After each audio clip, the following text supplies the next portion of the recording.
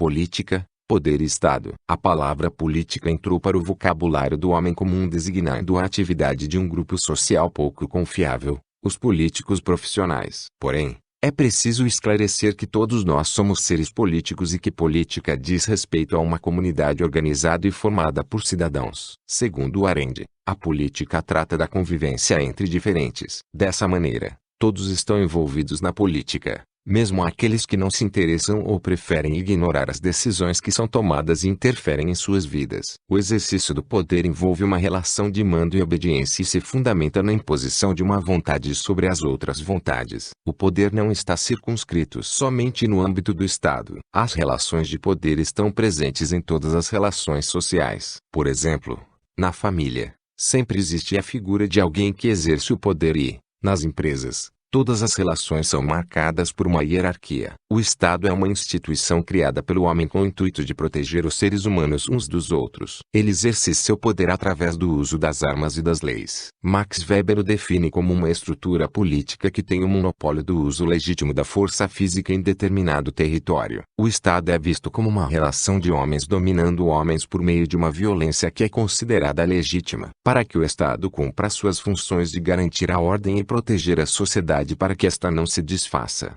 é necessário não apenas o exercício do poder, mas sua legitimidade. Essa legitimidade provém da aceitação desse poder pela sociedade. Um partido político é uma associação de indivíduos que compartilham de interesses semelhantes e, nas democracias modernas, organizam-se para a disputa do controle do aparato de Estado, ou seja, do governo. Essa disputa é feita mediante processos eleitorais e o controle do governo permitirá que esses grupos de indivíduos atinjam seus objetivos. Para o sociólogo alemão Karl Marx, os partidos políticos estão intimamente relacionados às lutas de classe. Nas sociedades capitalistas, o contexto de exploração econômica cria antagonismos entre a burguesia e o proletariado. Ao se organizarem para a luta, as classes sociais formam partidos políticos e elegem líderes como seus porta-vozes. Muitos desses líderes são intelectuais e se inserem numa posição ambígua entre os dominantes e os dominados. Segundo o sociólogo e economista alemão Max Weber,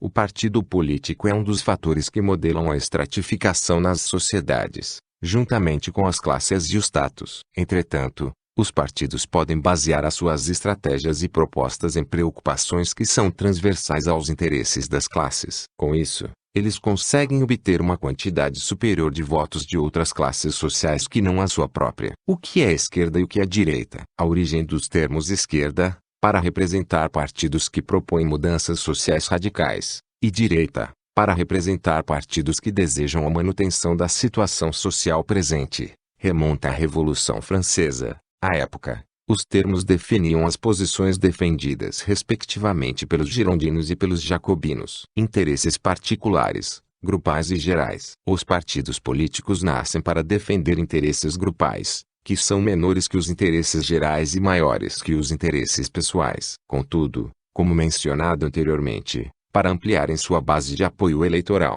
os partidos políticos devem apelar para os interesses gerais da sociedade, incorporando demandas transversais. Por outro lado, como são dirigidos por elites políticas, é frequente os partidos tornarem-se instrumentos dos interesses pessoais e de seus caciques ou coronéis. Para atingir o poder do Estado, uma classe social precisa apresentar seus interesses particulares de classe como se fossem os interesses de toda a sociedade. Com isso, um simples aumento salarial transforma-se numa luta pela democracia. A defesa de um monopólio comercial torna-se uma luta nacionalista pela soberania do país e assim por diante. Além da falta de consciência e politização dos eleitores, o uso dessas máscaras políticas pelos partidos é um dos fatores que explicam o motivo pelo qual um trabalhador pode votar num partido elitista e vice-versa.